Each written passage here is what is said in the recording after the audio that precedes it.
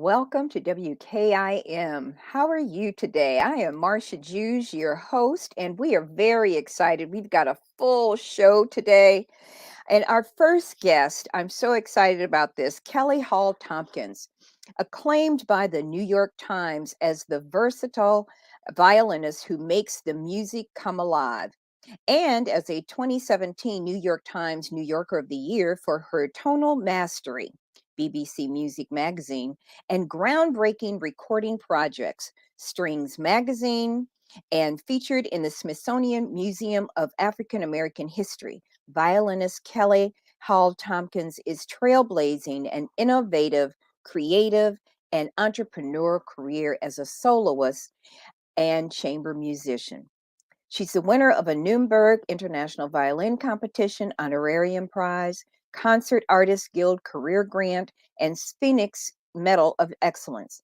Miss Hall Tompkins has appeared as soloist in the inaugural Artist in Residence with the Cincinnati Symphony and with orchestras including the Dallas Symphony, Oakland Symphony, Jacksonville Symphony, Tulsa Philharmonic, the Greenville Symphony, Chamber Orchestra of New York, Gateways Music Festival for the Manhattan School, Centennial Gala at Carnegie Hall with co-soloist Glenn Dicterow under the baton of Leonard Slatkin, and a Brevard Festival Orchestra under the baton of Keith Lockhart. Additional concerts and recitals include the cities of Kyiv, Ukraine, New York, Washington, Cleveland, Toronto, Chicago, Baltimore, and Greenville, South Carolina, and festivals in France, Germany, and Italy. And for 13 months on Broadway, Miss Hall Miss Hall Tompkins was the fiddler violin soloist for the Bratlet Shear production of The Fiddler on the Roof, with numerous solos written especially for her. The New York Times hailed her in a feature article as holding the title role together with dancer Jessie Kowarski. Well, thank you so much for joining us, and I'd like for you to join me in welcoming Kelly Hall Tompkins. How you doing? Hi, Marcia. Very well. Thank you. Nice to be here. It is wonderful to have you here. You have Thank been you. doing so much work everywhere. Let's start from the beginning. What interested you in the violin? What happened when you decided to take this career path? Well, I think, like a lot of children do, I sifted the things that interested me from the environment that I found myself in. And for me, that was music from the very beginning. I grew up Lutheran and hearing the music of Bach and other Baroque music in church on Sundays. But on Saturdays, I heard Warner Brothers cartoons, watched Warner Brothers cartoons. And one day, our elementary school took us to hear the local orchestra, the Greenville Symphony. And I remember just being transfixed and hanging over the balcony and watching what were actually violin solos by the concertmaster. They were playing the Rimsky-Korsakov Scheherazade, which has lots of violin solos. But then after that, a string quartet came to my elementary school. And I remember sitting there watching and listening to them play and thinking, that's what I want to do. Mhm. And that's really amazing because when you're young, you have everything at your footstep, right? You see the world. There are all these different things, but for you to zero in on that, what was it about the music? It hit your spirit? What was that? I think I don't know. It just and I'm interested in so many things. I love science. I didn't know it when I was 9, but I now know I love languages. Um, I think I like writing. I like literature, but that was something that I could participate in. But music is something that belongs to me, and it just really felt from the very beginning. Um, like it was a part of me, and it was Mhm. very easy for me to explore it. And I think it's interesting, it's almost like a Harry Potter sorting hat or something, about how we choose the different instruments that we choose. I love the low register of Mhm. instruments, but I Mhm. felt myself to be the high register. Well, for those of us who are not violinists, what's a low register and a high register? Well, if you think of a instrument like a flute or a violin or piccolo, things that play in the high in the high notes. Mhm. Or if you think about a low, a bass or a cello or that sort of thing, it's the foundation of all harmony. It's very, very important, but it has a different role in the harmonic structure. It doesn't move around quite as much. It's a little more structural and foundational, whereas the violin is the instrument that gets all of the melodic, Mm. swooning and the beautiful, the top of the harmonic structure, as opposed to filling it out with harmony. It presents the melodies themselves, and so I readily identified with that. And since I was 9 years old, it was the carrot in on the stick for me was to always just want to get to the point where I could play the music the way I wanted to hear it. That was always my goal. And so you have this instrument, it's part of you, right? It's part of you. Absolutely. It rests very safely there, right? But Yes. but when the tone comes out, because it's just this little bitty hole, how does the tone come through in so many different ways from the violin? How do you get that sound? Well, from a personal standpoint, Mhm. a player's sound is so uniquely theirs. Mm. And, the instrument is a huge part of it, but you can take your sound, certain elements of your sound, with you to different instruments. Or Mm. conversely, if you see the same piano that sits in a room and you have five different pianists and come play it, you'll hear a different sound that each one gets from that same piano. Same is true with any instrument. But a violin is any instrument, but really a violin is it's a miracle of physics, and there are so many things about it that allow the sound to travel. There are these things that we see on the front. They're the Mhm. holes cut out. They're called F holes. Mhm. That is one of the mechanisms by which the sound is designed to come out to the listener. There is something called a bass bar, which is just a raw piece of wood in the inside of the violin, placed on the bass side, the low string side, that allows the bass to speak really well. And then there's also this thing that people probably don't know called a sound post.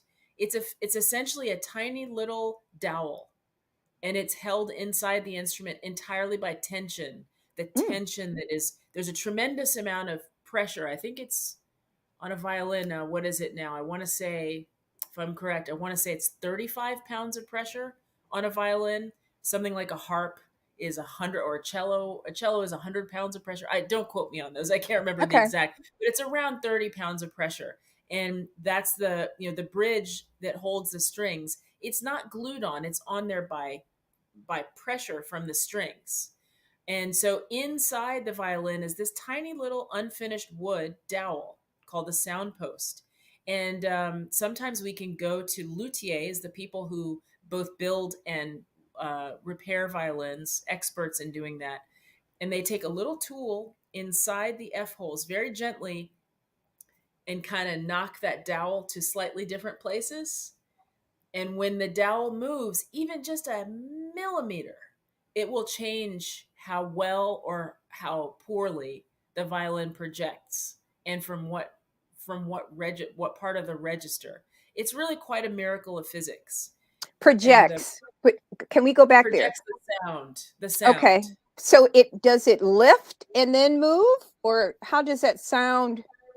Well, that's a good question. I don't actually know the aerodynamics of sound, but I do know that there are all these things about the physics of the instrument that allow it to be, that allow it to come towards the listener, that allow it to escape this highly carved box. Otherwise, it would stay trapped in there. And instruments that are of poorer quality are maybe less good at doing that. Every instrument, every maker is different in how that Mm. happens. The top is glued to the ribs, the sides, and to the back. That is actually affixed. And occasionally, when we have weather like we're having, you might have a little bit of opening in the seams. It's not a huge problem unless it goes untended. But you can tell sometimes when there's a seam opening because the sound is not quite right. You're like, well, Mm. the sound is a little unfocused. It's something is drawing away from the sound. And if you take it to a luthier and they examine all of the glued portions, they might see, oh yes, you have a little seam open here. And then when they glue it back, the sound is back to being clear and focused and coming towards the listener. It's really quite a miracle of physics, a string And instrument. and I love that you can articulate that, right? That that you have delved into your craft to the point of understanding how it's made, which is really critical in how the return on that investment in this particular instrument, right? You need to know it to be Well, able again, I to. love science. So So there's so that. so so now we're going to categorize you in STEAM: science, technology, engineering, art, and Absolutely. math, right? Throw Right? me in. Yeah. I Put me love it. down for it. So so you went through school, and this is for the audience who has children. And I always want to see children excel and find their place, find their way. And one thing I love about you is that you play the violin, and I love the violin. And how do you take this instrument that you found at 9, and now a grown woman traveling the world, how did you shape that craft? Did you have to take special classes? Did you go through school? Did you have private tutors? Can you speak to that? Yeah, there's a um, very highly crafted path that one has to have some relationship to in order to get to the elite level of professional playing. And I have learned there is not just one way, because a lot of people in my field started much younger than 9 years old. And for years I used to lament that I was not one of them. But I realized along the way how powerful it is to start out for something that is so that draws you on your own, rather than having a parent say you should do this. Mhm. Because most of the time when people start at 3 or 4 or 5 years old, it's because they have a parent that says you should do this thing, and we're going to start you now on this. Mhm. For me, I think it was particularly powerful that I said I want this thing and I want to do this now. I think that was really powerful. But there I learned quickly, and my family learned along with me, all of the really important aspects that go into preparing for a professional career. So private lessons is definitely one of those, although I started in the public school system. I'm a very big proponent of music in the public schools, and I have an unusual story. I did not have private lessons for the first 5 years or so playing the violin. That puts Mhm. me, much later in the game and closer to Mhm. college. So I learned very fast in the time that I started in in public school classes and then had private lessons. And I remember I was recommended to audition for a youth orchestra in my town. And when I did, the conductor said, "Well, definitely, you're very talented. We definitely want you in the youth orchestra, but you should have private lessons." And he introduced me to my first violin teacher, and I think that's when I made a really rapid development. And Mhm. shortly after that, I was part of a pre college program in high school, and that was an even faster level of development. And my teacher said to me, "You're one of the best violinists in the country in your age group. You really should be studying at one of the elite festivals in the summertime." And she handed to me this brochure for the Tanglewood Music Center Oh, high yes. school program. And Wow. I was embarrassed to take this home because it seemed so expensive to me.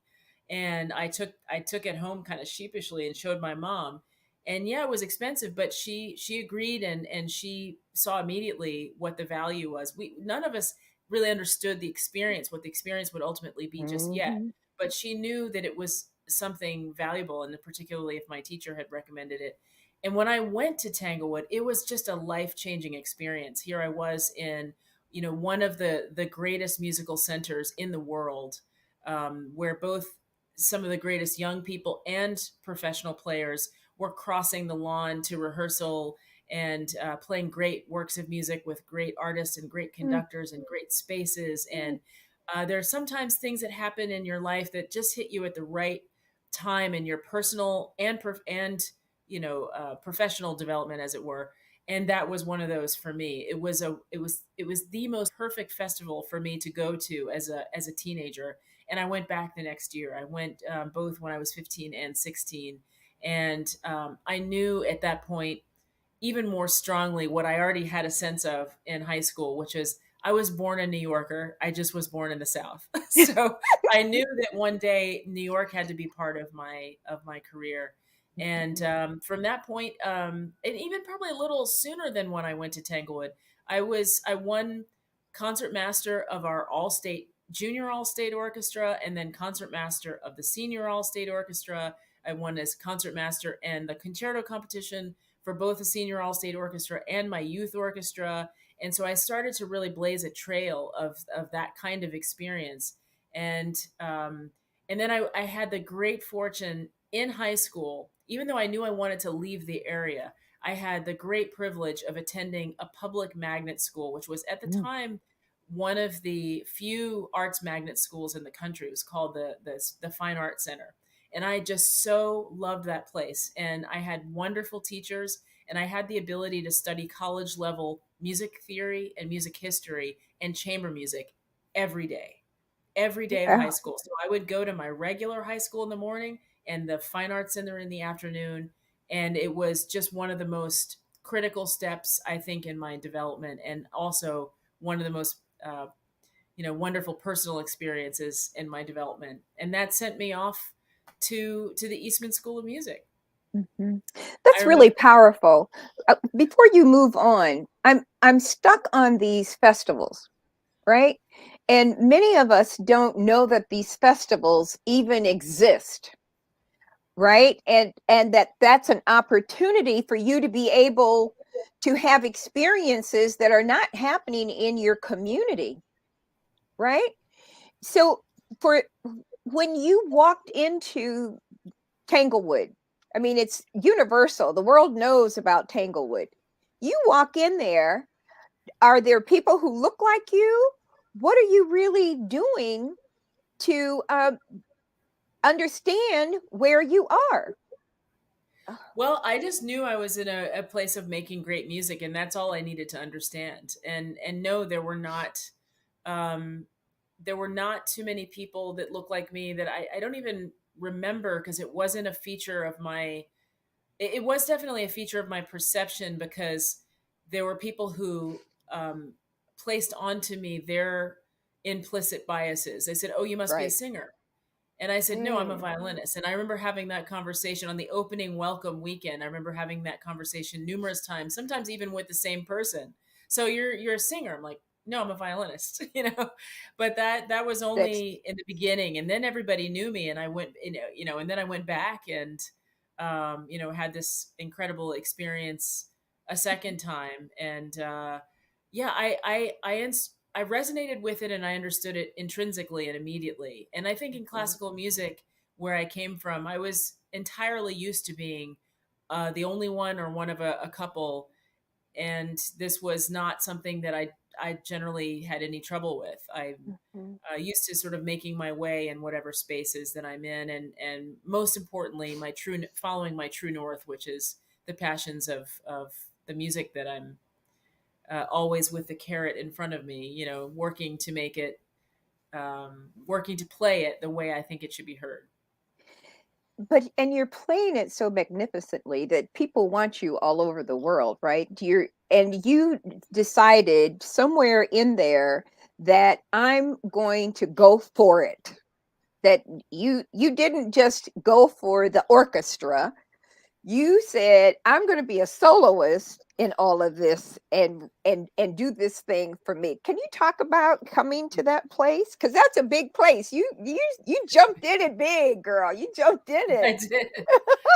Yeah, well, the point of reference that I had, well, I should say in two things. The point of reference that I had as a young person was always as a soloist, but then somewhere along the way you start to accept the implicit conditioning that's not even necessarily spoken, just that the only rational career. First of all, no one thinks a career in music is rational. I mean, they don't really know how it's done, at least in my experience, because it wasn't something that people from South Carolina did necessarily. Although there are many people from South Carolina who are in great stages and great concert halls.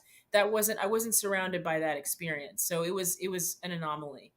Um, so that was already irrational, and but then you start to accept this conditioning that within that, once you're already in the circle of music, the only rational career for you to pursue is an orchestral one, and that's okay with me. That was okay because I love the orchestral canon. I love the orchestral repertoire. I grew up becoming the youngest member of that same orchestra that inspired me when I was hanging over the balcony when I was 9 years old. So I grew up in I think the last 2 years of high school getting to play the Mahler Resurrection Symphony No. 2 and Tchaikovsky Romeo and Juliet and these amazing pieces to play on stage with full-time professional artists, and I loved that. And so it seemed, although when I did my undergraduate education, I didn't necessarily focus on orchestral playing. When I got to New York, I ended up studying with the great former concertmaster of the New York Philharmonic, Mm. Glenn Dicterow, and being in the prestigious orchestral studies program of the Manhattan School of Music. And while I was in that program when I was 22, I was a runner-up at the New York Philharmonic violin auditions. And it just seemed pretty clear that I was headed towards an orchestral career. And I was concertmaster of the school orchestras, both of them by audition. And so it was so much orchestra, orchestra, orchestra. And here this wonderfully prestigious thing had happened. And I was thrilled to have my first job be to be a substitute in the New York Philharmonic when I was still in school. It was thrilling. So there was no reason that I would turn my attention away from that. And I think everybody thought that I would eventually get that job. Although I had several great auditions there, it didn't happen. And I had some other orchestral jobs that I got in the interim. I moved to Spain for a year and played in an orchestra, and then finally I was in an orchestra that allowed me to stay in my beloved New York, and that was the New Jersey Symphony in the glorious NJ Pack over there in Newark. And I think it was during that time that I really got a chance to explore myself more.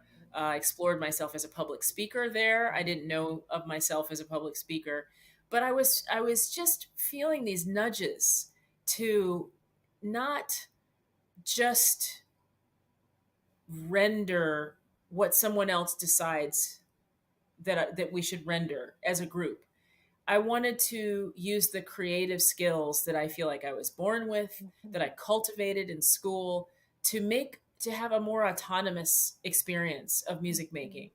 I knew I had things to say musically that I wanted to say in the world, but again, you're fighting this implicit notion that don't be ridiculous. Having a solo career is not practical. Just stay with what you know. And I was wrestling with these ideas. And I remember watching an Oprah show once where I heard her say something to the effect of, when I was thinking about all this, you can't wait for the parachute to Mm. appear and then jump. You have to jump first and the parachute will appear. And I remember thinking, that's crazy, Oprah. Do you know how hard it is to get an orchestra job? I don't think you understand. But then there comes a point where your inner being, your inner consciousness just says, I'm pushing you to the line and you have to make a choice. Mhm. Um, and I chose, there were just too many things to tip me in the balance of choosing me and the creativity that I wanted to live my career with um, in a more independent fashion. So I took that leap, and there was no parachute when I took that leap.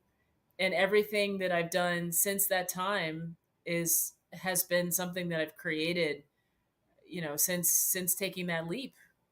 And I could not have, I just could not have made a better decision for myself. And I'm still a kid in a candy store, living the manifestation of the ideas that I somehow managed to dream up and carry through with. I'm a kid in a candy store with that. But that's huge because you wouldn't be there now if that weren't the way that you're just looking through that window and seeing all these beautiful colors and designs and knowing how sweet they are. And you had to overcome a lot to be where you are today. And I have so much respect for you, Kelly, because I know that it was your passion, but you had to go through all of all of the things that were this background noise. We knew that background noise was there, but you pushed through. You have pushed through to the highest levels.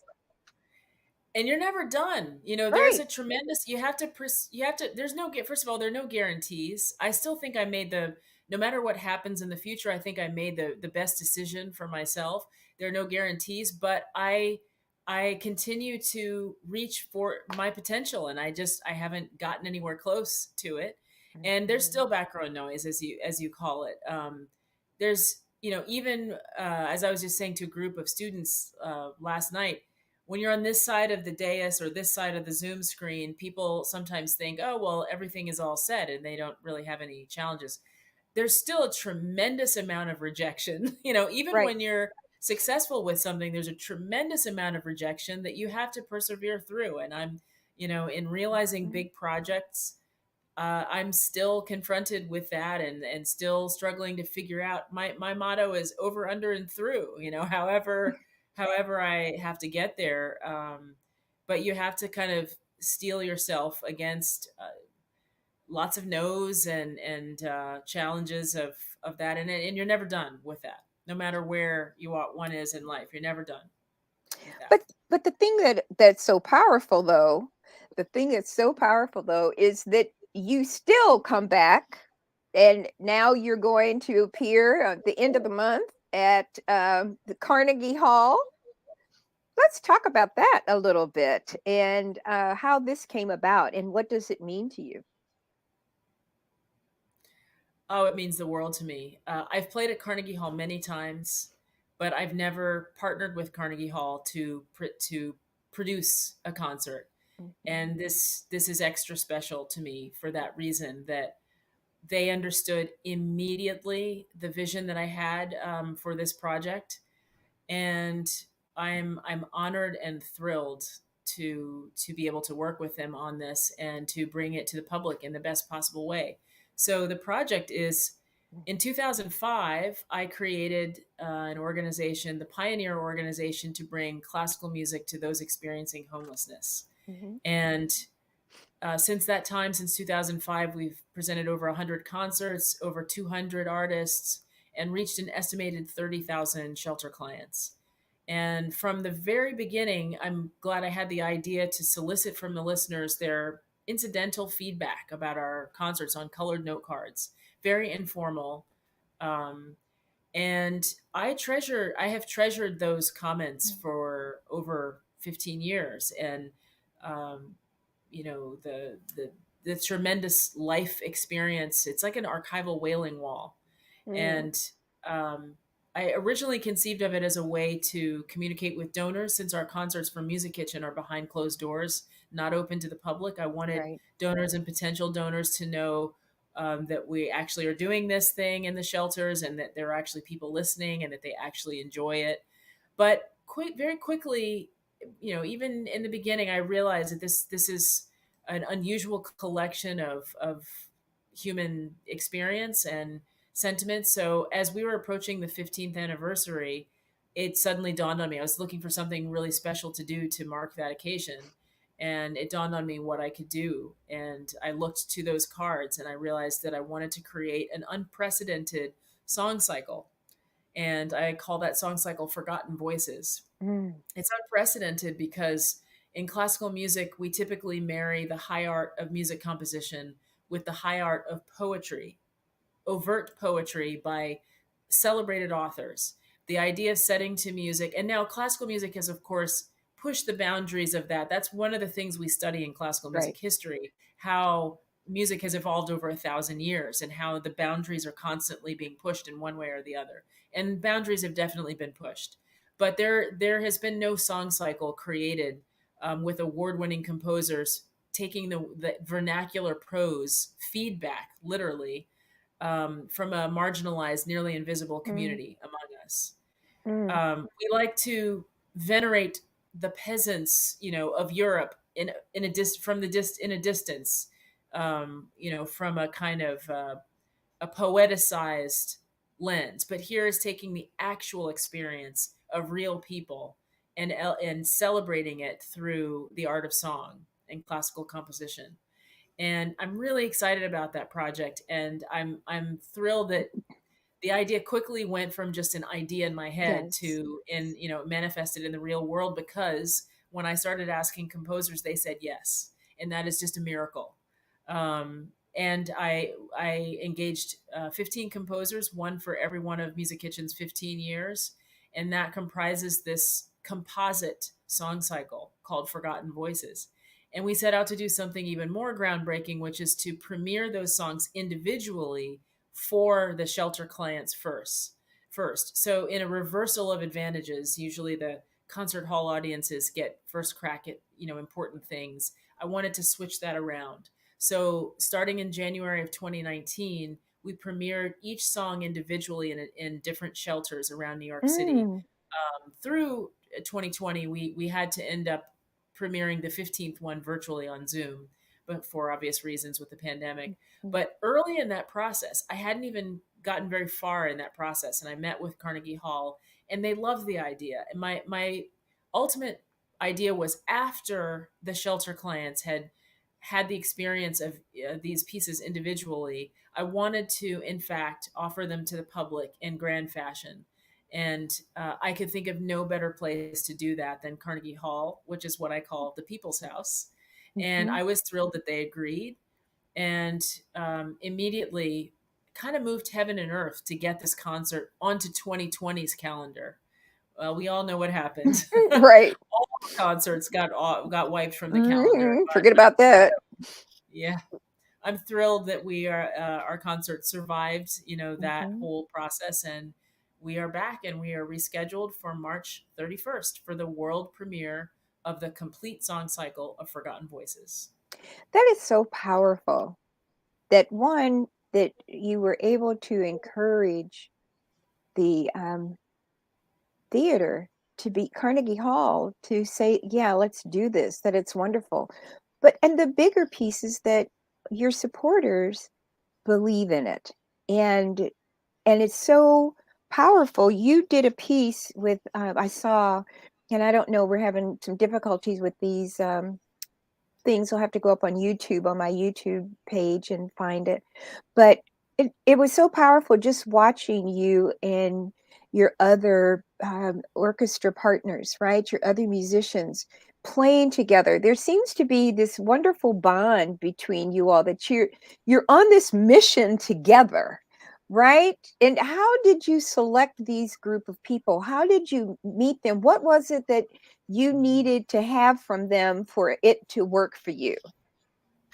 Well, I engage Music Kitchen artists very meticulously, and there are a lot of great people in the world at this point who can render lots of notes on many different instruments, including the Mhm. violin, and they can do it lickety split fast and accurately. But there is a smaller subset of people who are really great artists and great communicators through the music, and I really gravitate towards those kind of players.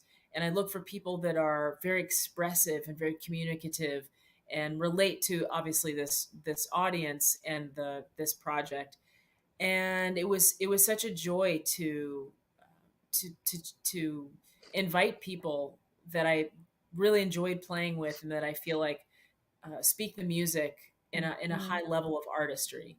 And within that, I think these are people that it's just a lot of fun to play with, and they bring a lot of joy and a lot of resonance to this project, and that's to me another miracle. It is a miracle because, when you individuals, right? And everybody's got their own idea, but also the subject matter. You had to also find people that were passionate about all of the things that you're passionate about. And how did you find that mix, right? Because it wasn't just it wasn't just somebody's trying out for a position. It was bigger than that. It had to come from their belly to be able to be part of your vision. Well, there are artists that are part of Forgotten Voices that have been part of Music Kitchen going back years, and then there are some artists that I just um, sort of researched and found in putting this project together. Okay. And all of them are just such a joy to play with. I happened upon the perfect group of singers and players for this, and I could not be more grateful for their passion about it. And they are, I think there are people who, most of them had a chance to play. Yeah, they were part of the premiere process. And so if they hadn't been part of Music Kitchen before the Forgotten Voices project, they got to be part of it during the premiere process. And I think many of them talk about how poignant it is to perform in that setting, sometimes even more so than the concert Mm. hall. And I think it's a palpable sense of resonance and connection that people bring to um, performances in that setting. When when you were making your decision about going into these environments, what were the top 3 things that were important to you to make you do this? You mean to start Music Kitchen at all? Mhm.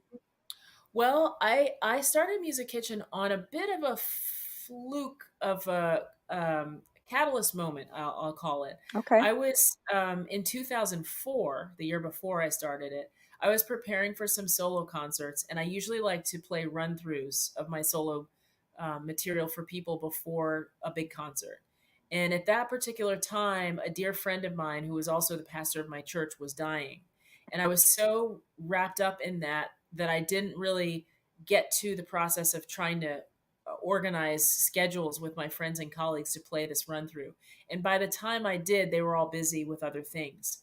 And I was getting very close to the concert, and I know it's a part of my process. And I was like, well, I need to play through this for somebody. And I was a volunteer cook at my church shelter. So I thought, well, the men at the shelter are there. I'll play for them. I felt terribly guilty about it because I Mhm. thought they would hate it. I thought it would be, a violin concerto without accompaniment. I thought only professional musicians could stand to hear such a thing. And when I got there, they absolutely loved it, and we against all odds formed this bond between us over the music and talking with each other about life. And I thought, well, what is this? Mhm. What just happened here? Mhm. And they actually shocked me by asking me if I would come back the very next night to play again. And I said, my concert is just in a few days. You realize I'm just going to come back and play the same music. They said, we don't care. We want to hear it again. And the same thing happened. And there was this bond.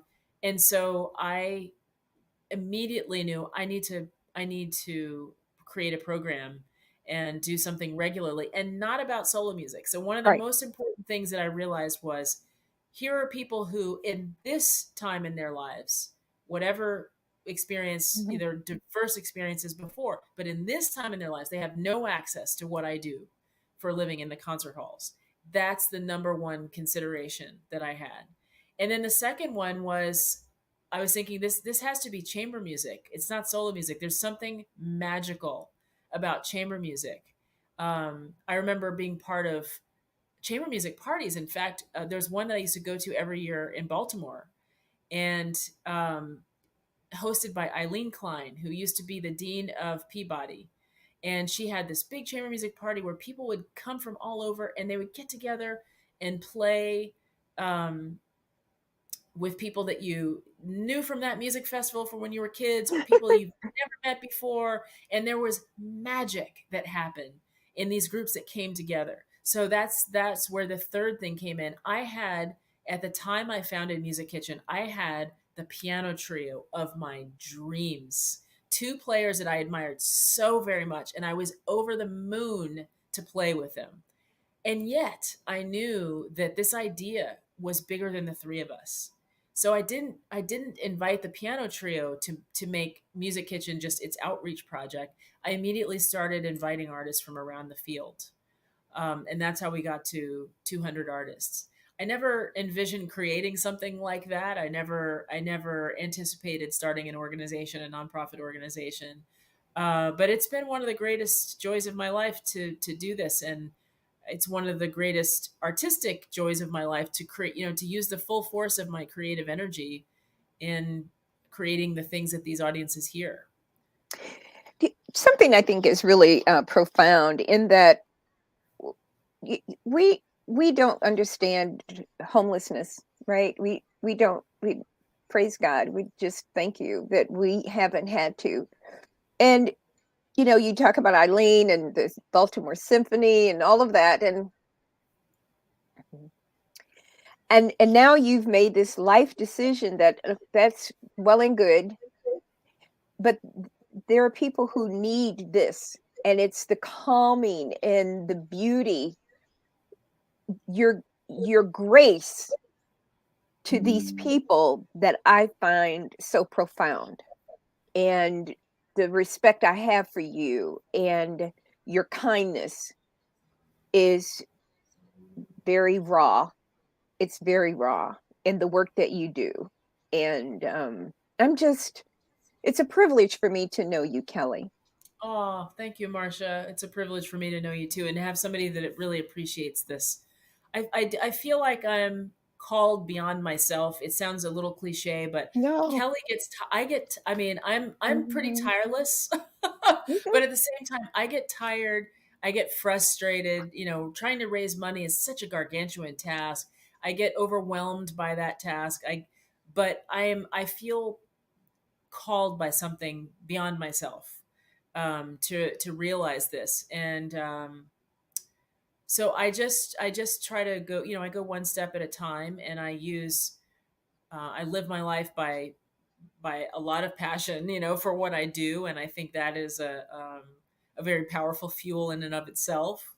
Um, and yeah, I mean, I've come to learn a lot about this. I'm no expert still in Mhm. those experiencing homelessness, but I've learned a lot, and I've learned that there's no prerequisite for it. There are some people who have never heard a live note of music ever in their lives Mhm. until we walk in the room, and there are other people who are former Carnegie Hall subscribers and donors, and everything in between. I came home and read a card once, from a woman that said, "This is particularly poignant for me because a year ago I was working for the Boston Symphony."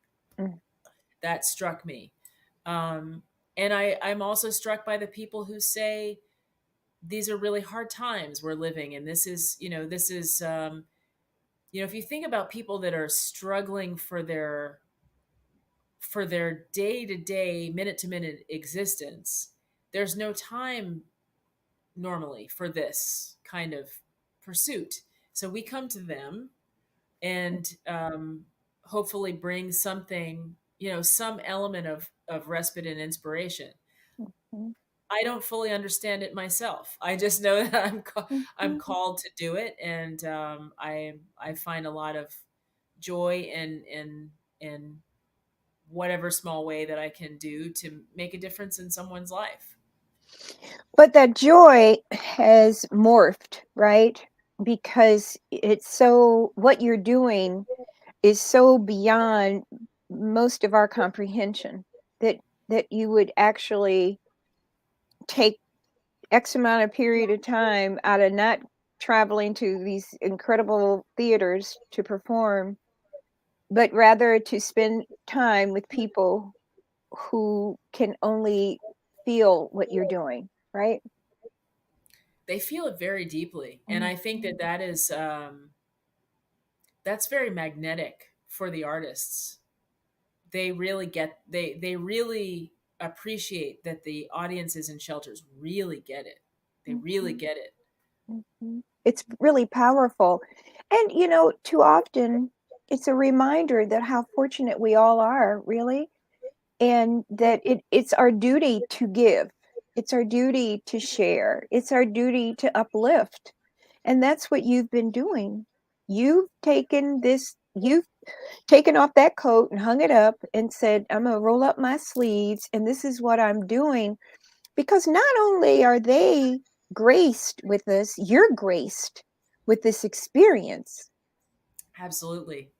Yeah, this is a two-way street, and that's another thing that I didn't really That was one of my preconceived notions. I thought we're bringing this to them, but they're bringing so much to us. And furthermore, sometimes when I play for the shelter audiences, before something really important, I still do that occasionally. uh, they bless me and wish me well, and they, will speak words of comfort and inspiration, and it's that is so profoundly moving to me that, when someone, when they're not where they want to be, can still do Mhm, that for others. mhm, It's a life lesson for all of us, I mhm, think. mhm. um and it's been really quite powerful, It is powerful, and it's powerful in that, but for the grace of God. I mean, really. especially in this last 2 years. I mean, there's some people, and President Obama and several leaders predicted a pandemic, but most of us hadn't Mhm. really given it much thought. And the idea that something could roll in and wipe out our entire way of living our lives and careers is it's terrifying. And basically, on a more localized level, that's what happens to people who find themselves in a shelter one way or another. Right, It's just something one we didn't day. expect. Yeah. That's right. And what is that? Something, and suddenly, right? And suddenly your whole world is topsy-turvy, right? And so what would you say to the people who are watching the show tonight? We're coming up on a few minutes. We're going to close out. Just to share a few words to the audience. I am so excited about this Forgotten Voices. I think it's the greatest project I've created so far in my life, and I'm Mhm, so excited for people to hear it. I hope you will be there with us. I think the last 2 years have shown us quite a lot, not just the pandemic, but the twin pandemics of social injustice and mm, racism, and mm, that we have experienced in the last 2 years have just kind of, even though it put a delay on our concert, I think it pulled back the veil on why such a concert, Forgotten Voices, hearing the Forgotten Voices, is even necessary. um, but aside from all that, I'm just so excited for you to hear these pieces. I think I could not have asked for a better iteration of this project. The composers are all incredible, from the most celebrated ones to the most emerging. Oh, and also little old me. I composed one of the songs for these for the cycle, and we also have a really special film that will debut that evening. It'll be um, a look at, since the songs will be a musical artistic rendering of anonymous voices that you won't see the faces mm, of. But in the film, we actually spent time in 2019 and 2020, before the pandemic, interviewing four of our clients so that you can um, look eye to eye with some of the people that we've met along the way and hear their experience directly from them. And I think that's also going to be very powerful. mm, I can't wait for you to hear it and to be there. And I'm again so thrilled and so grateful to Carnegie Hall for inviting me to come on this journey with with the hall, to be part of the history of the hall in this way. mhm. I'm ecstatic that these pieces, all of them, including mine, will Yay. now be part of the Carnegie Hall archives, Mm, and that it's a grand space to elevate the least among us, those mhm. regarded frequently as the least among us, center stage at one of the world's greatest concert halls. So, yeah, I'm so excited about it, and I hope you will join us. Well, I'll tell you, we really appreciate you coming, and we have the YouTube links here in the private chat. And what we're going to do is take those and send it out with the newsletter so people can see those before it comes up. I'm sorry we weren't able to make that happen. But what we do want is for everybody take the time. My email is in here. It's wkimmedianetwork.marciajews@gmail.com. I want you to purchase your tickets. So give me a call and then we'll figure it all out. But you need to be in that theater, Carnegie Hall, on March 31st. And I just can't imagine you not being there, right?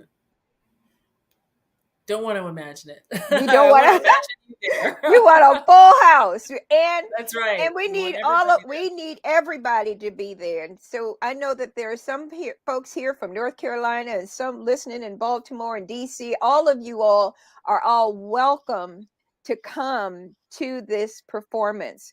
And I think that here's the trick. I don't know. It's like we have working. it. Yeah. Okay. So we're going to do this before you disappear, if that's okay. Yeah, that's great.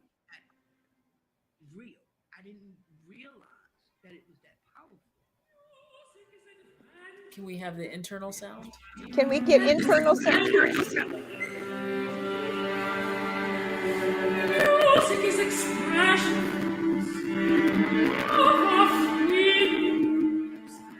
of our feelings, I want to take the voices of marginalized people and cause paradigm shifts in how people think. It felt like a warm embrace. It really felt like the music engulfed me and held me tight. I didn't know music had that power.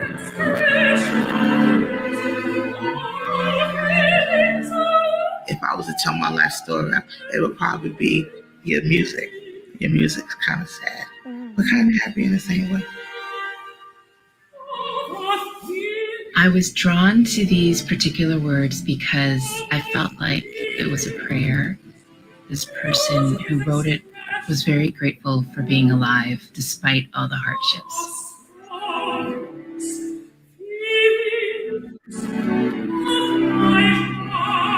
These are the people that bring my music to life. It's always a special occasion when a piece is performed and listened to for the first time.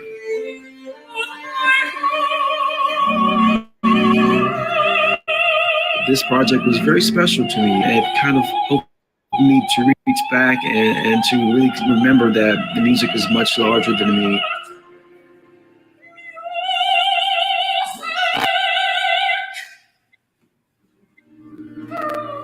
I was like, we got violinists playing. I was like, these aren't just regular violinists. They're like the Supremes.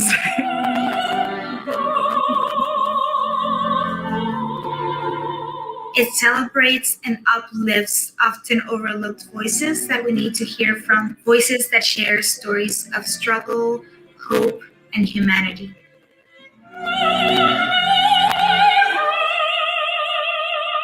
How do you get to Carnegie Hall?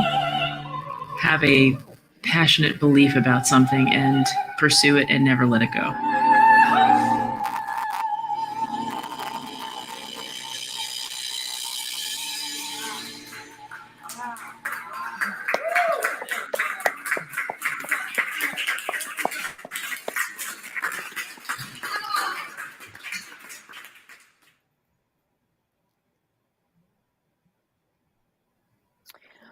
Oh,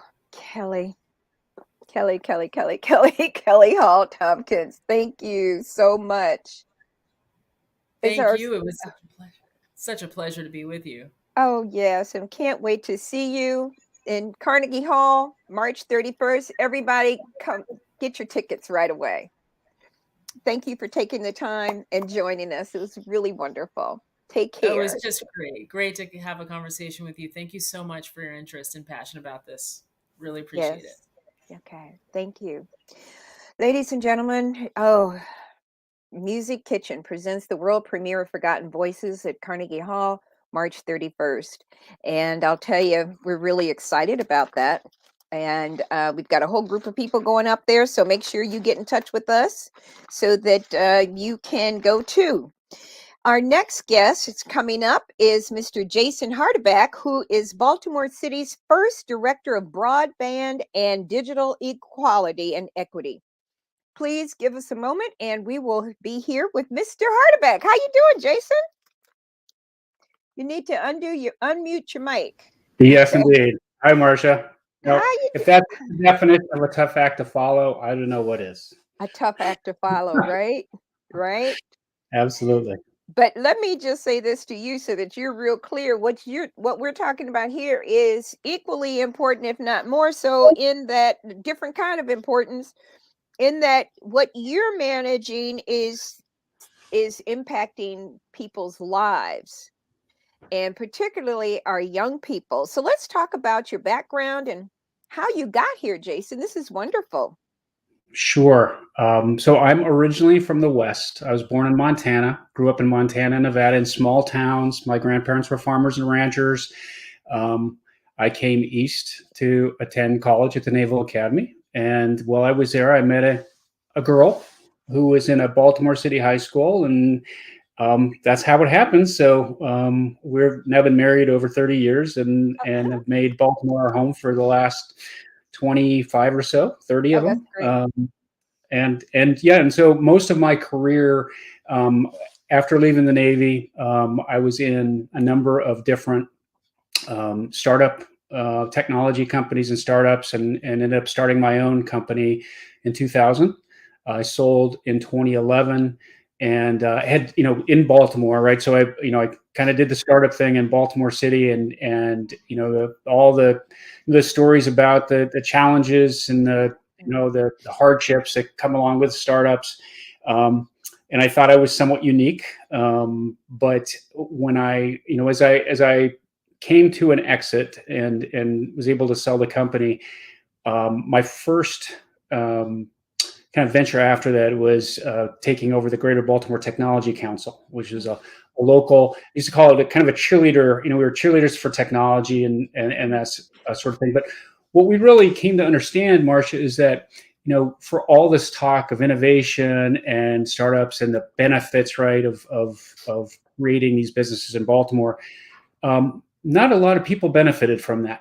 Right. This was really, the vast majority of Baltimoreans had saw no real value or benefit from all this technology and innovation happening. And so that's really where I started to understand that, what we needed to do was figure out how to, raise the tide for everyone.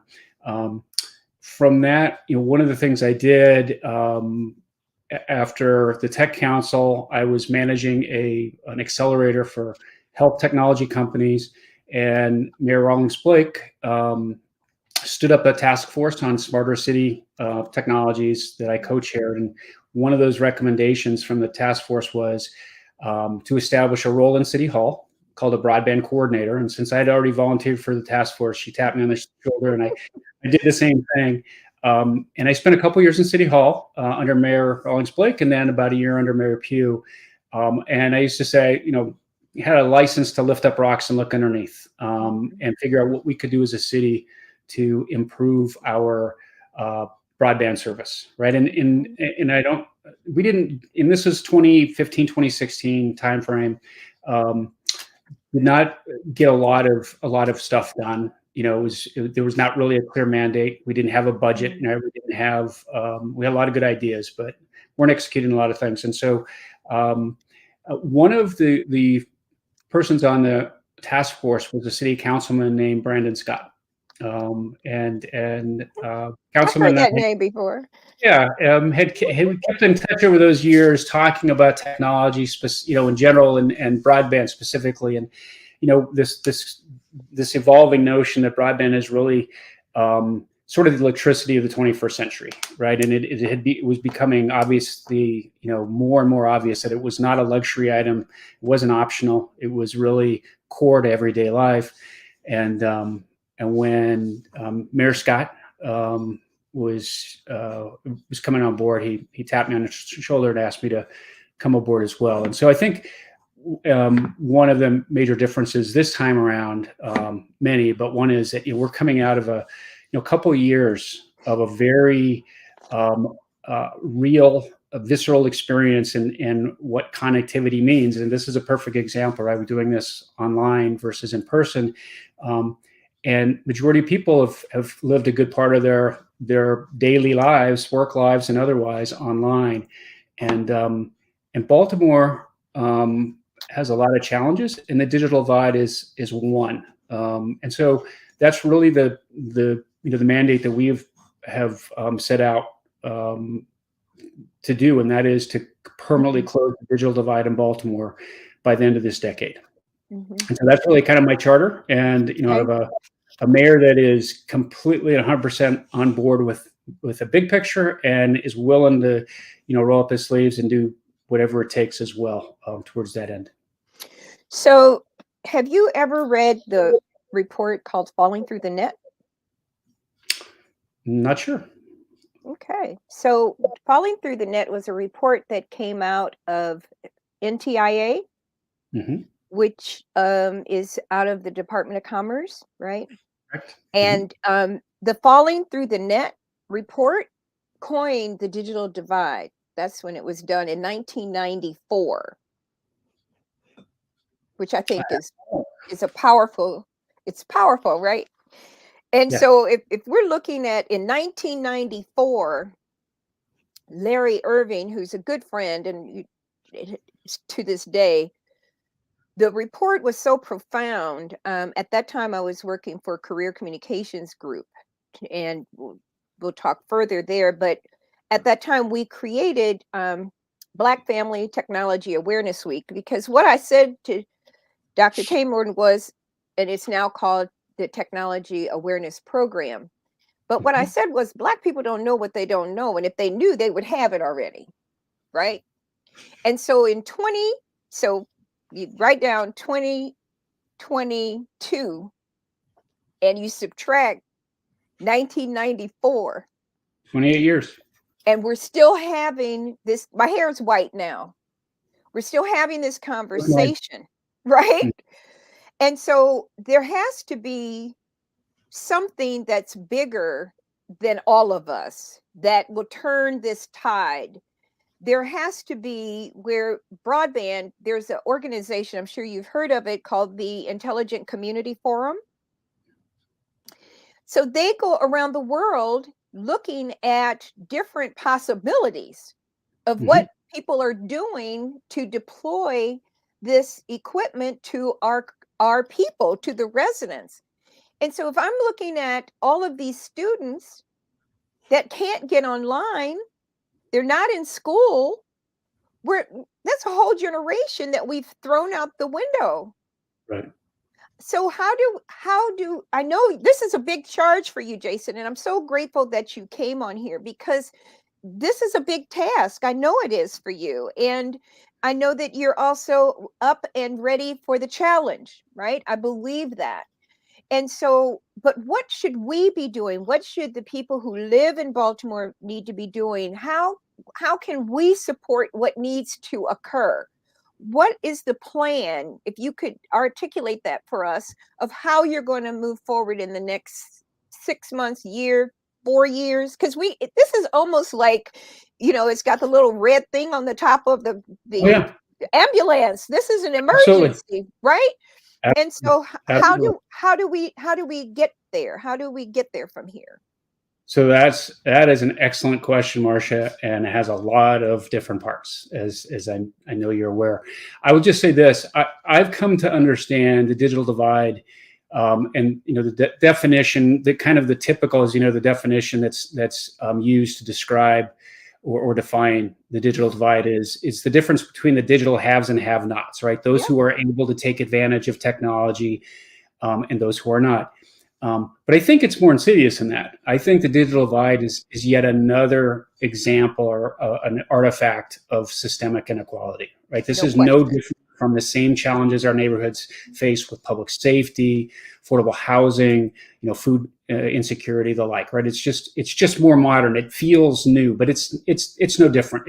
It is the result of systemic disinvestment in poor and minority neighborhoods, not just in Baltimore, but everywhere, right? And to a lesser extent, I think what people think is when they think about disconnected, they think about rural areas, because there is a cost associated with bringing connections to people and it's expensive to build a network out on farm roads. But there's no excuse why we haven't invested in our inner cities to build that out. So that's a big part of our not just our primary focus, but going forward is we are considering internet access, as critical public infrastructure. This is no longer something that we can rely on the private sector and market forces to solve, because there's no profit motive in ensuring that our most needful and underserved communities are served adequately, right? We have this kind of mentality of what's barely adequate, what's barely enough, and let's just give people that, right? But the majority of folks who don't have the same challenges, socioeconomic challenges, are, we're not burdened by trying to decide whether we can, we're going to stick with a smartphone and I can't afford home access, or I can't afford, I've got to stick with the lowest speed because I can't afford anything more. That's just not sufficient. So that's first and foremost But Jason, it's also, let me interrupt right here, because you brought up something that's really, really important, because in a lot of those questions, the reality is that we can't pay our rent if we get this.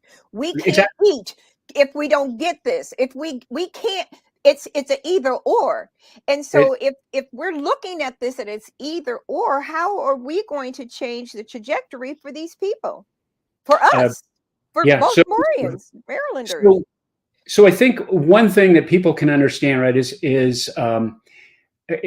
without, I don't want to get too far in the weeds or lose anybody, but the best analogy that I can come up with for what internet access really is roads, right? When you subscribe to an internet service provider, an ISP, whether it's Comcast or anyone else, all that is really a connection between your home or your device and the internet, right? It's a local connection. The same way that when you leave your driveway, you have to drive on a road, a street, to get to the beltway, to get to the interstate, to go anywhere you want in the country, right? That's kind of the equivalent. And so what we need to do is treat that access the same way we think about our road system, shared public infrastructure, because that drives the cost way down and out of the profit margins of private ISPs, companies that are making, which are essentially toll roads, right? It would be the same as if I had to pay a toll every time I left my driveway, and I had to pay more if I wanted to go faster to get to the beltway. We need to make that public infrastructure. So that's a big part of what I think the city, and not just the city and city government, but a partnership of a number of different stakeholders. And I should point out that when we talk about the digital divide, there's usually kind of this three-legged stool description, right? You need internet access, you need a modern device, a laptop or a tablet, to be able to do what you want to do online. And third leg is you need skills. You need the ability to understand and actually use the device, be able to navigate. And I've talked about the access piece, right? I've talked about the getting access to the internet as one kind of key area that we need to drive costs down. We need to ensure that everyone has basic, unfettered, high-speed access to the internet. We also are developing, strategies and partnerships to ensure that people have these modern devices, but not just handing somebody a laptop or a Chromebook or tablet and saying, good luck. We need to develop community-based networks of one of the terms that's being used is digital navigator. The idea that you have these trained individuals who can teach others how to use devices, how to access the internet, how to use email or whatever they may want to do online. But there are a lot of things that we don't think about, right? That don't really come up. And one is, what happens if this device breaks or you need help with it? There isn't like a Best Buy Geek Squad, in most neighborhoods, and it's out of range for people who can't afford that, right? So, as a city, and one of my goals is to help develop a community technical support organization. Think of it as a help desk for neighborhoods. These are all medium to long term efforts, and they're not something that the city, the government, city hall will do on our own. It's in partnership with a lot of the the foundations and the nonprofits and a lot of the folks that are already doing the work on the ground, right? So part of my job is to figure out how to, pull everybody together and collaborate on this. So we have, forgive me, but Jason, I get so tired of these, really, and it's frustrating in looking at it, right? And this doesn't have anything to do with you because this is before you even got here, right? Because we're still talking 1994 in Baltimore. But we have school systems that need to have the capability where these kids can get online and do things at the schools. We have schools that are boarded up that could become community technology centers or hubs. We have the ability to be able to put this broadband in these buildings that are city-owned buildings. We've got 1 million of these boarded up houses. Vacancy to value is it's unbelievable. All these buildings could be turned into some sort of community tech resource. How do we get out of looking at, okay, what is next? Are all these people that are digging holes in my neighborhood every other day, and you can ask the people over in the Department of Public Works, I call them at least once a week. She said, didn't you call that? Yeah, I did, because it makes so much noise and they're digging, they keep digging. And nobody will tell me why they keep digging in the street. So you just mentioned something that I think is very important. The question now, since I have you here, is, are they putting broadband lines in the streets that they're digging up every day for the last 5 to 7 years? What are they doing in the streets of Baltimore? And how come, or is there, maybe not how come, but is there a comprehensive plan with all of the work that's being done in the streets of Baltimore already? So I'll tackle that last part first. And I will say there is now, right? We are developing that comprehensive plan. So up until now, and through no, negligence or I'd say, intentional effort on anyone's part, whether it's a private utility or it's DPW or the Department of Transportation or someone else, if there's an issue, they go in and dig up the street and fix it. They're focused on the thing that they're most concerned about, right? It's a broken water main, or it's it's whatever. And part of my job, and this is recognizing and making my position, my office, part of the mayor's office, so that I can work with agencies on more of a direct peer-to-peer relationship, is developing strategies to create a more comprehensive approach to this, so that when we are doing work, there's we're really kind of killing multiple birds with that same stone. And so it's a more it's not perfect, but we're all starting to understand that we can and should and need to work together, so that we're not digging up the street multiple times for for different projects. For example, we're doing it one time. Now the challenge is there's a lot of stuff under the streets that has nothing to do with broadband, that is 100 years old and will continue to break, right? Water, sewer, et cetera, our conduit system. And so it's not a perfect solution, but we are clearly much more aware of the opportunity to kind of spread an investment over multiple uses. Mm-hmm. So what they're specifically doing in front of your house, Marcia, I can't say, but I will say this, and this is one of the things that makes Baltimore unique, not just among large cities, but most cities of any size in the United States, in that we own our own municipal conduit system. And so for those folks who don't know what conduit is, it's basically pipe in the street that carries either electric, BGE runs their power lines. If they're not on a pole, they're underground, or it's telecommunications, right? It's TV, it's network cable, fiber optic, and so that is a tremendous asset for the city, and that is a big part of what we are doing is building and expanding on not just our conduit system, but the rest of the city's network assets. We're developing a plan, a strategy to build a network that will reach every house every business in Baltimore City eventually. A direct You, connection you to know every. what, Jason? Mhm. LaGrange, Georgia, LaGrange, Texas. The mayor took back the pipe and they put all the internet connections through the pipe. Is that what you guys are thinking of doing? Yes, I mean we are. There's a couple things I want to mention specifically, and had been announced. The mayor announced a couple months ago that the city is investing $35 million from our American Rescue Plan, funds in broadband and digital equity.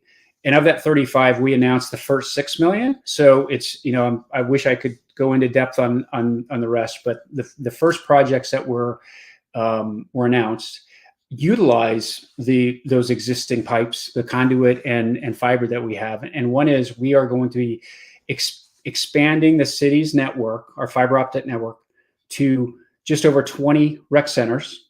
So to your point, we do have computing centers already, public computing centers. All city rec centers have computer labs and have free access. We about half of them are already on the city's network. The other half are have a private connection, and we're expanding the city's network. And the other announcement was we are going to start rolling out public Wi-Fi to eventually to the entire city, starting in our most underserved neighborhoods. And the first neighborhood or block of neighborhoods we identified was 10 blocks in West Baltimore, kind of Sandtown, Winchester, and surrounding neighborhoods.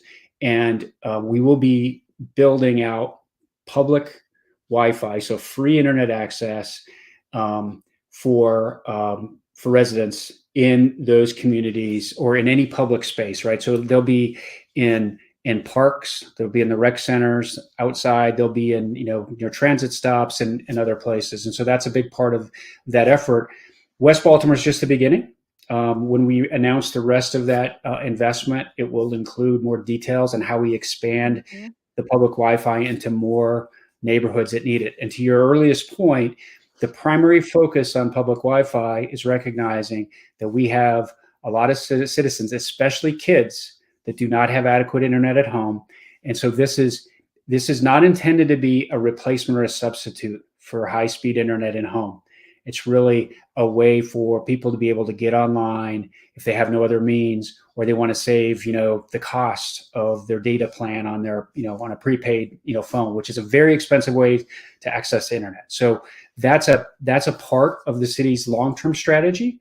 But public Wi-Fi is only, one part of that. And so, every city-owned property, a rec center, libraries, parks, city buildings, public markets are all places that not only can provide public Wi-Fi access, but can also be places where we can build our network too and use them as hubs Right. in this grander plan.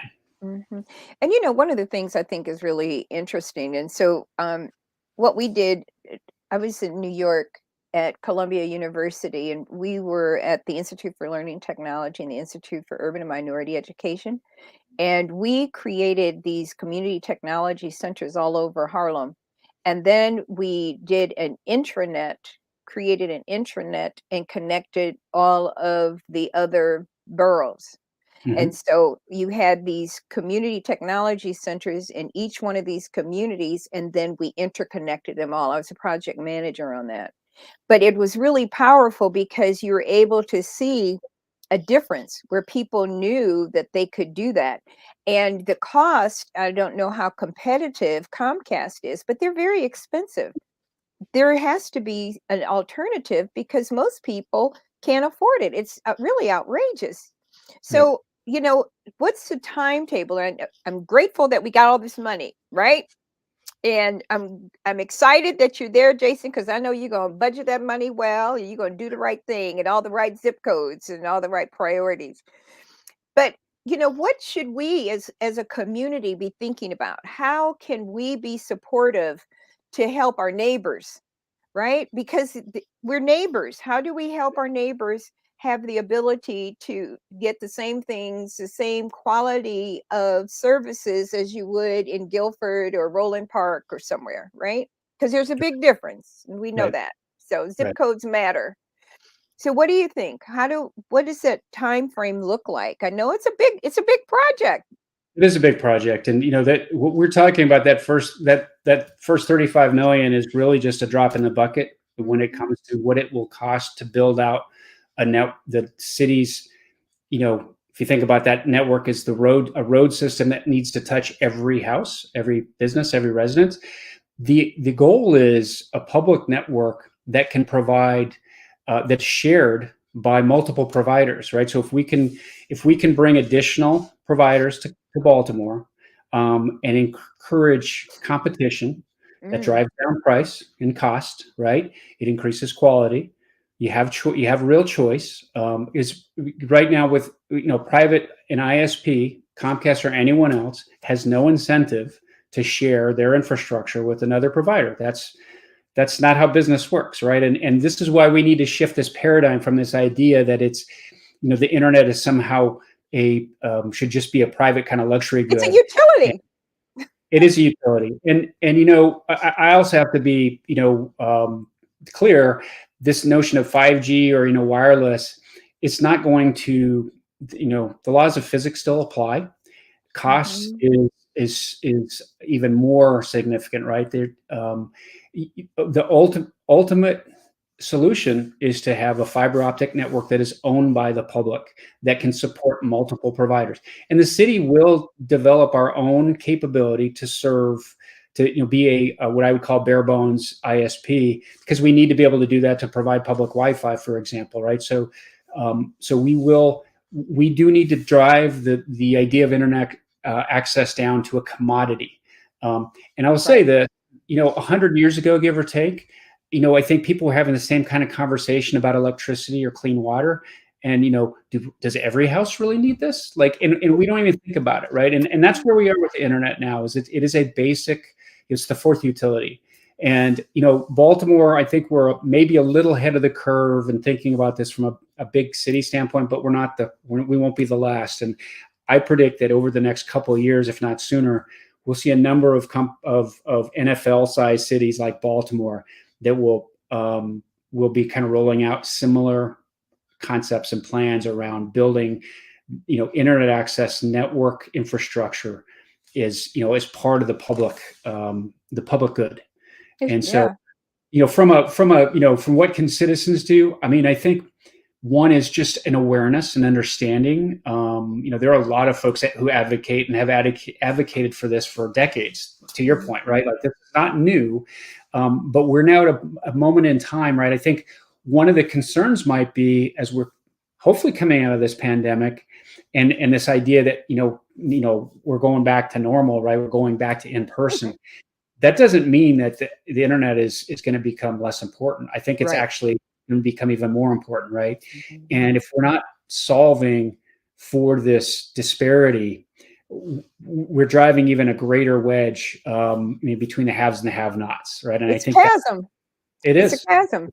It And gets, and and the thing that's really I think that concerns me is, we take this money out of all of these lotteries, right? We got how many people in the city of Baltimore footprint buy lottery tickets, right?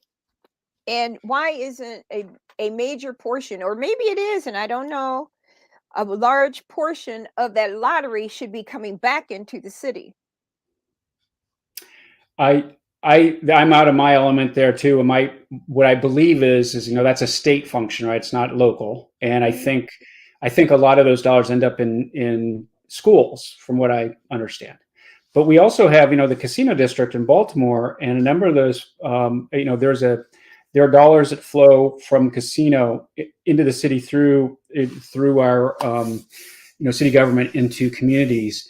And a lot of those dollars, and I'm actually having that discussion with the folks that are managing that, can be invested in things like broadband infrastructure in neighborhoods. In the casino Right. district, kind of South Baltimore, area, and I Mhm. don't know the exact footprint, but those are dollars that could go into infrastructure that supports the public, right? And Mhm. and I would love to see more kinds of programs like that, where we have this kind of recurring investment in that kind of digital infrastructure to support Right. this. Well, This is people need to one. start giving back, right? And do you have like a community board or committee that you work with from all these different communities that are at risk that are helping to push this through? Not yet. Okay, No, but so that is you on the heard it list. here first. Okay. Yeah, that is high on the list. And I'll tell you, Marcia, that as I mentioned, our initial effort with public Wi-Fi is in this 10 block or 10 neighborhood section in West Baltimore. What we're also doing along the way, because we want to be very deliberate and very uh,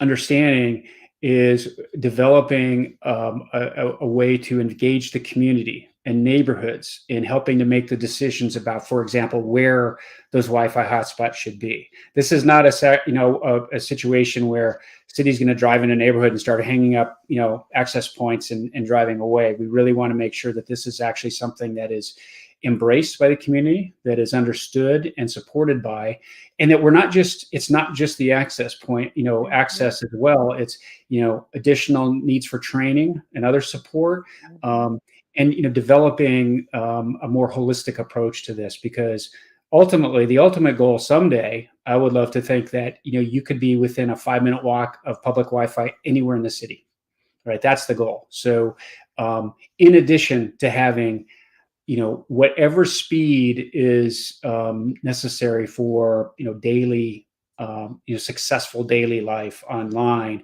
is available in everyone's home, and making it affordable and accessible. And so when we sit down and look at all of this, because this is a lot.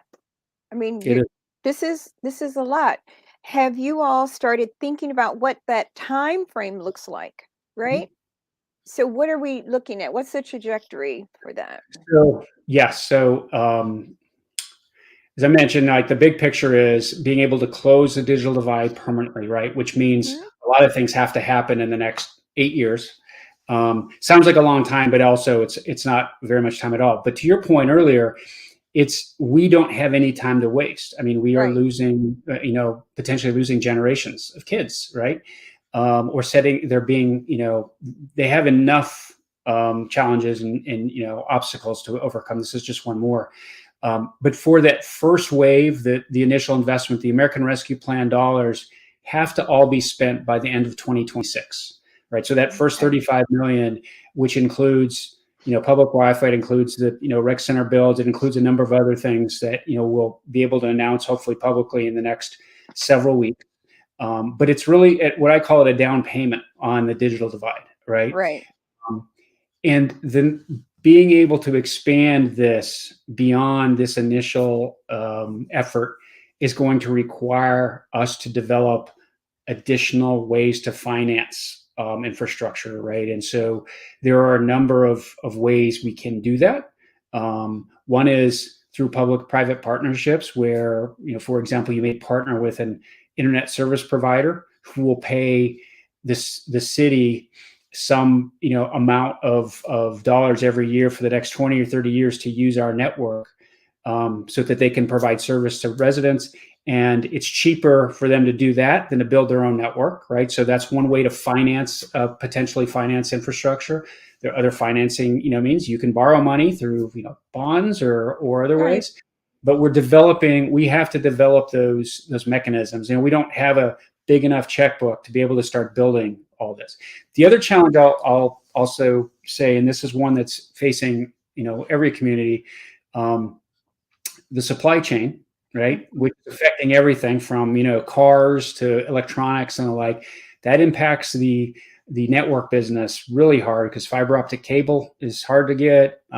The network equipment, the labor, right? That's another challenge for us.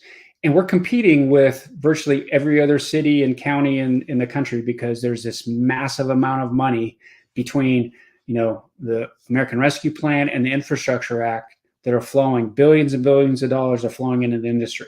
So our goal is to be at or as close to the front of line as we can so that we can secure what we need to continue to build and expand on Baltimore's digital infrastructure. But that will take the next 4 to 5, 6 years of even if we were able to start today, nonstop. It is a massive undertaking, and but what we are committed to in our first phase, we're prioritizing our most underserved neighborhoods first.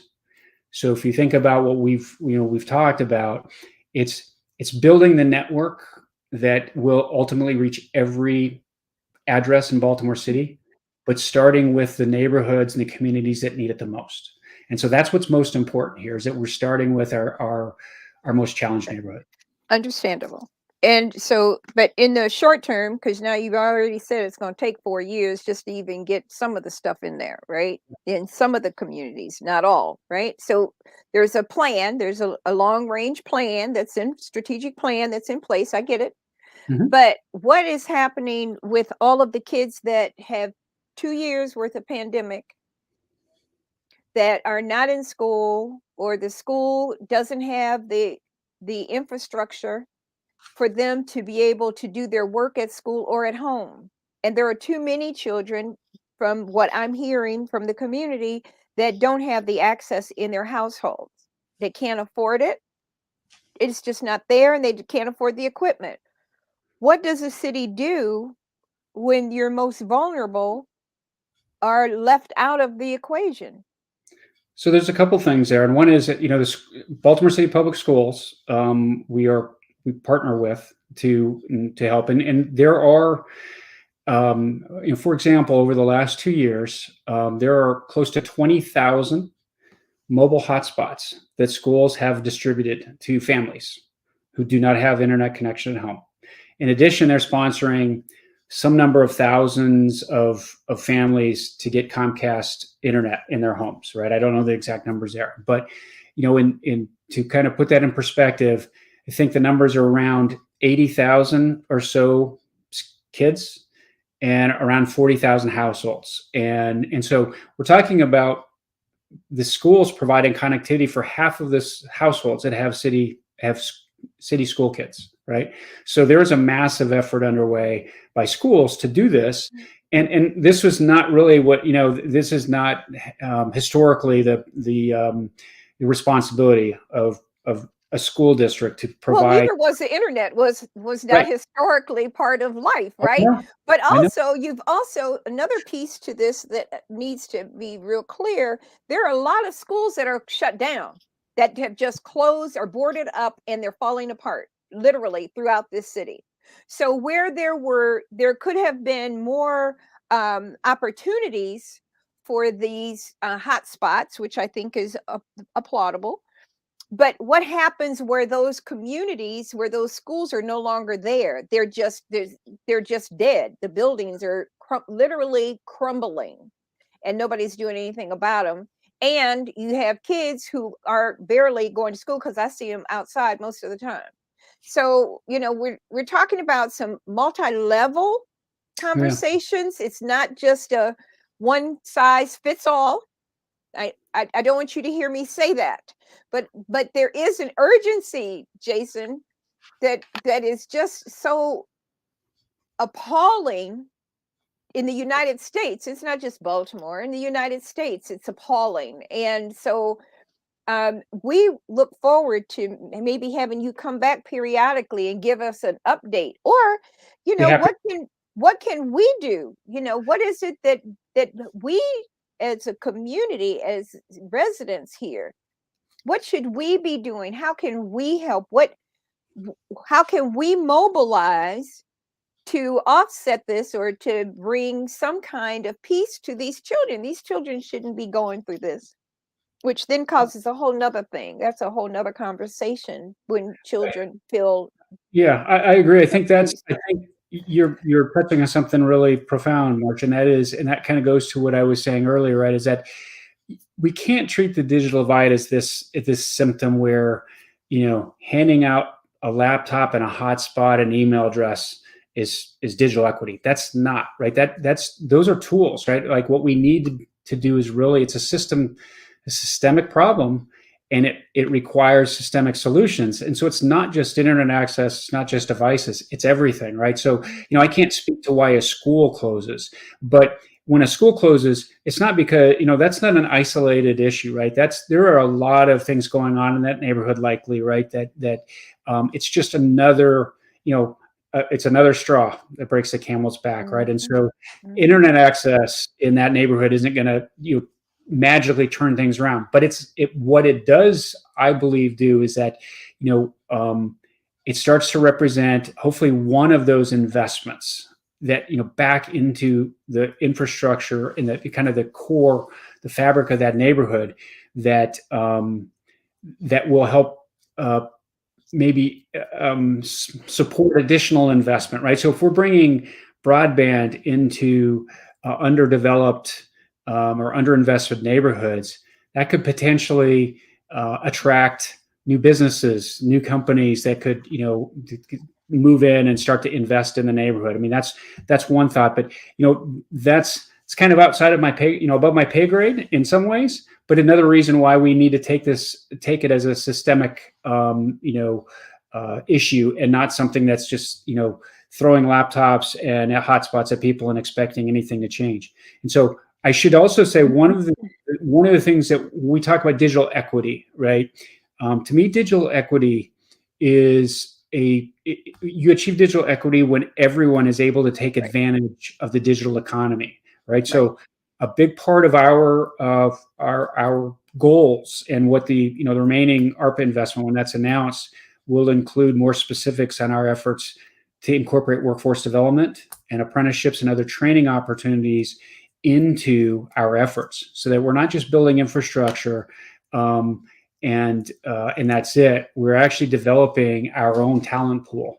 So we want to be able to provide opportunities for Baltimore City residents to become knowledge workers, to become part of not just construction, but operations and maintenance of a network. As an example, a fiber optic technician, which is an individual who's trained to, work with, the fiber optic network. We expect nationally a shortage of over 1 million technicians over the next 3 years, right? That's part of the challenge of the supply chain. We need to be training our own, technicians here locally, right? So part of the city's investment is not just in the physical, infrastructure, it's also in the people. And I think that's part of what this is, what we're talking about here is when people have opportunity, when they can, they have a vocation, they can, have a skill where they can generate more than just, minimum wage. It's family sustaining wages and, start to create wealth in our communities. That's when I think we start to turn the corner.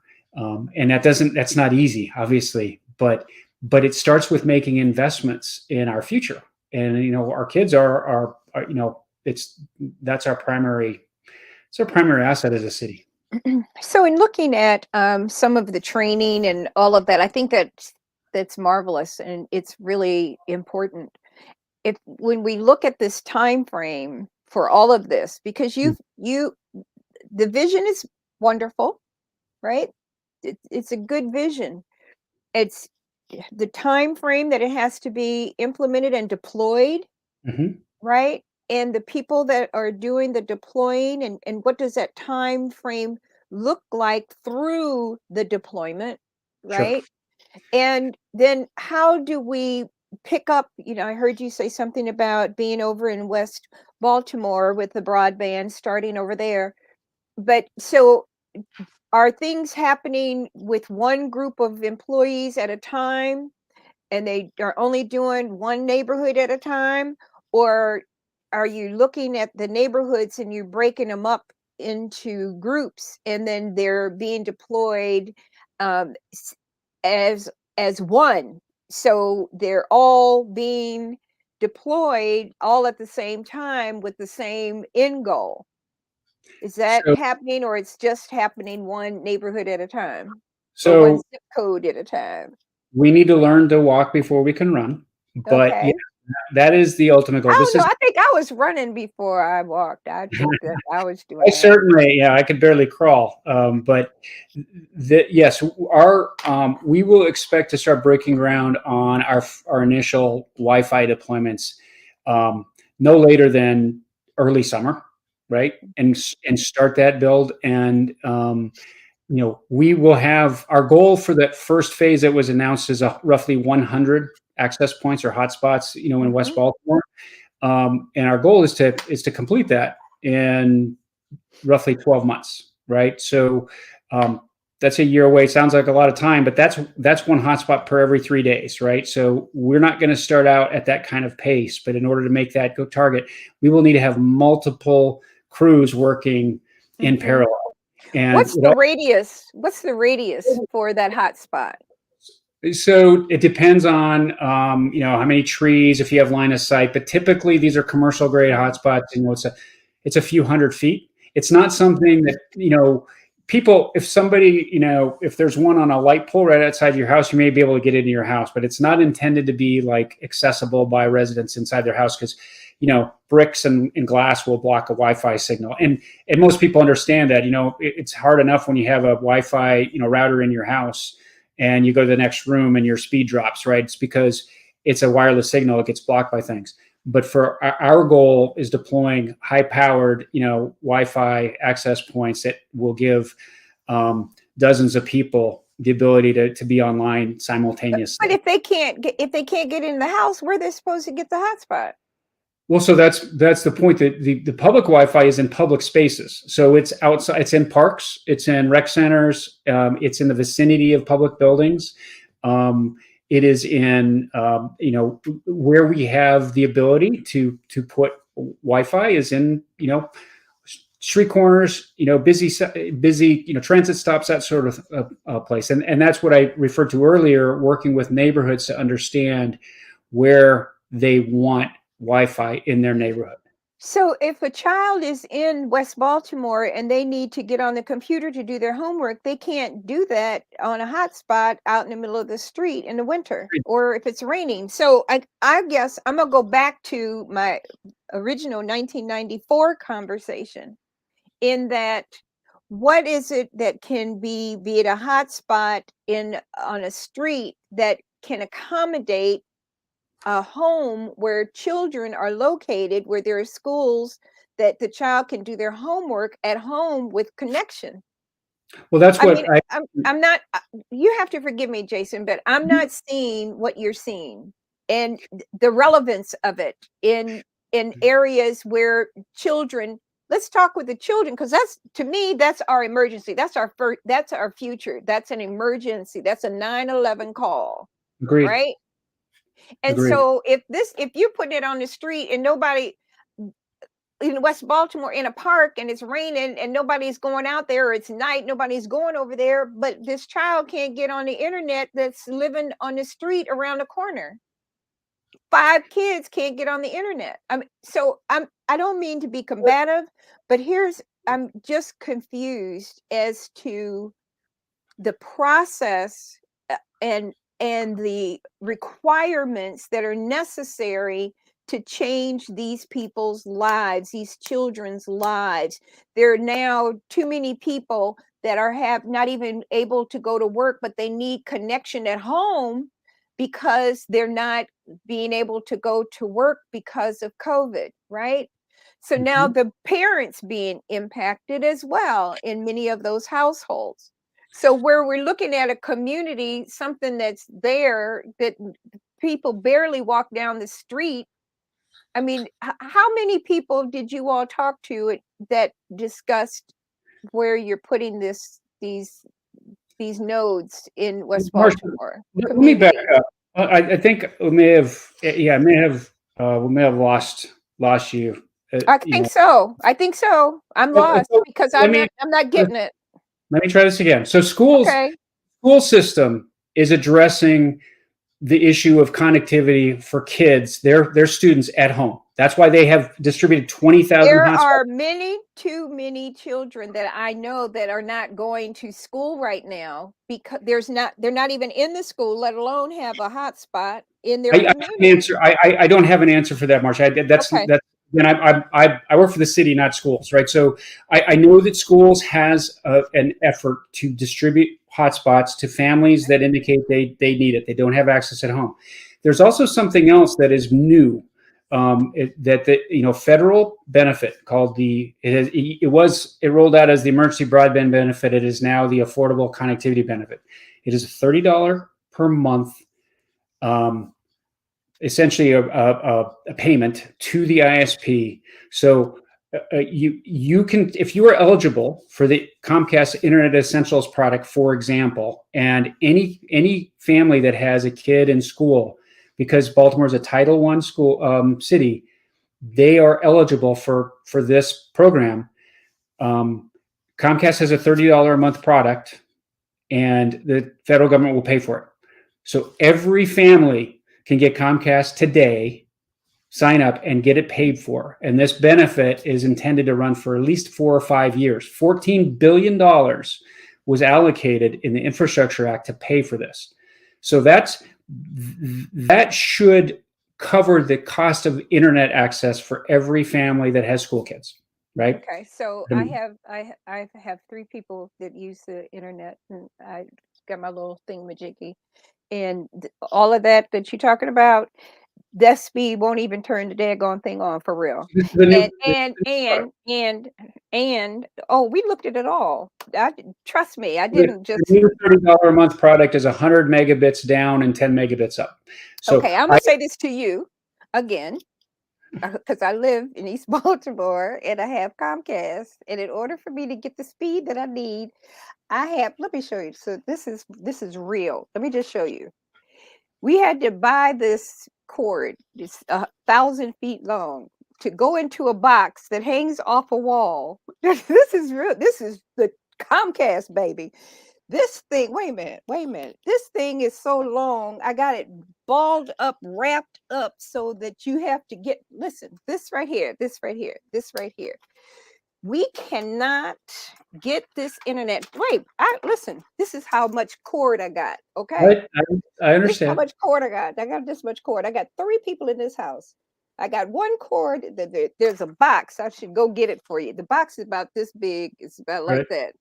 We had to put a little ledge that's about this size. This is real talk, brother. Little ledge, you got to put the thing on the ledge, then you got to hang it off. I'm gonna take a picture, I'm gonna send it to your office so you see, because you can fall out. You got to hang it. It's like, so the top 2nd floor, then you've got the little ledge coming down a little bit so you can see into the other room, right? Got this thing. I found it at the $5 whatever store, and it's got it has a little cord. So you take that, it's all on the end of a little piece of wood, and you hang it on the wall. You hang it. You get to hang the whole thing. You get to hang it on the wall, Jason. So then I got this same one, this right here. It goes to one room, and then there's another one that goes to another room. There's another one that goes to this room, so that I can have this conversation with you. And it's damn near $300. So I'm just telling you, whatever it is that they talk about, that little $2.50 that you paying, that stuff don't work. It don't work. It can't turn it on. They can't even turn it on for 2 seconds, Jason. And I'm saying that because. So here's something. I know we only have a couple minutes left, Marsh, but you'd asked what people could do. Yes. Here's something that everybody should be aware of, right? Okay. And I am not. My job is not to throw stones at Comcast or anyone else. No. And I don't see that. I see they and others are part of the solution, but they're not the only solution, right? So this is what we need to do: is expand our options, but. Just so people understand that the Federal Communications Commission, the FCC, is really kind of in charge of determining, deciding who is served adequately by internet and who is not, right? And so here's what people don't understand, or most people don't understand because there's no reason to. The way they determine that is they take data that ISPs like Comcast and others everywhere provide for them. And if that ISP says that they can serve a single address in a census tract, right, which is a large section of the city, that entire census tract is considered served, 100% served, right? And so all those dollars that go for, investment in infrastructure, they go to the, Eastern Shore or the mountains because Baltimore City is served. Baltimore City is considered 100% served by ISPs. And we don't have currently a way to push back on that, right? Your experience is not unique, right? The challenges of it's sort of like we need to develop, and this is part of my office's goal as well, is develop a way for the community to be able to report their challenges with speed, with access, to say, no, I can't get ISPs in my house. Like, it's what I've been told by Comcast is that they can provide gigabit internet service to every address in Baltimore City today. That is an exact quote. We know that's not true, but I can't prove it. I want you to get the screenshot. Can you get a screenshot of this? Because this is what this is what you send to them to let them know. This is what you're talking about, brother, over there at Comcast. Well, and they don't also say what it will cost to get that gigabit internet, right? So it's a very expensive product. So I know you gotta go. Well, and this just, the challenge is it's infrastructure, right? So it doesn't get done quickly. I wish I could snap my fingers and bring internet to every household in Baltimore tomorrow. So we got to start somewhere. Well, I think we started because they put you in place. Okay, so that's a good start. That's a good start, Jason. And I think you're really committed to what needs to be done here. Know that you have allies that are willing to support you. There are a lot of people throughout all of our communities that want change. And we want to be as supportive. We can sit and have the conversation, but we need action. And so I can tell you that we can put our hands on a lot of people who are ready to do whatever to be called to action, because this is an emergency as far as I'm concerned. I agree 100%. It is a public health crisis. Digital divide be treated as a public health crisis. It is. It is. And I thank you. And I thank you for your leadership. I thank you for taking the time to come on. And I know you've been really busy, but it was worth your time, I hope. And absolutely. My pleasure. Say it again. I look forward to being able to tap you for help in the coming months as well, as we roll out more and more of these initiatives. Oh, I'm here. Now that I know how to get in touch with you, you're in trouble, buddy. Okay, thank you so much, ladies and gentlemen. This was really great. And Jason has been, he's been so great for us, and we just really appreciate it. Jason Hardebeck, the new director over at Broadband and the Internet, and you've got a lot of other things over there that you're running. I'm sure they're going to find some more stuff for you to do, but tell them you can only focus on the digital divide. I've got my marching orders. All right, sir. Well, this is it for tonight. As you can see, we've added one more hour to our show. We've got so many people that we want to interview, and I think that you guys are going to really enjoy the upcoming week. So thank you so much for joining us, and please stay in touch with Jason Hardebeck over in the broadband department. I think that he is somebody who's open to the possibilities, and I'm grateful to have him and to have Kelly on today, Kelly Hall Tompkins, and her upcoming concert at Carnegie Hall. I am on the committee, so please give me a call and buy some tickets. I think we've got several left, and we'd love to have you guys make a little weekend and go up to New York.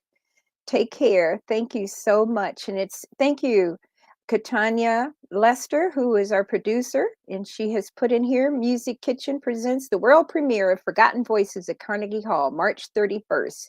And to buy the tickets, give me a call, or WKIM Media Network.MarciaJews@gmail. Thank you so much, and we'll see you next Tuesday. Have a great evening. Bye. Thanks, Tanya.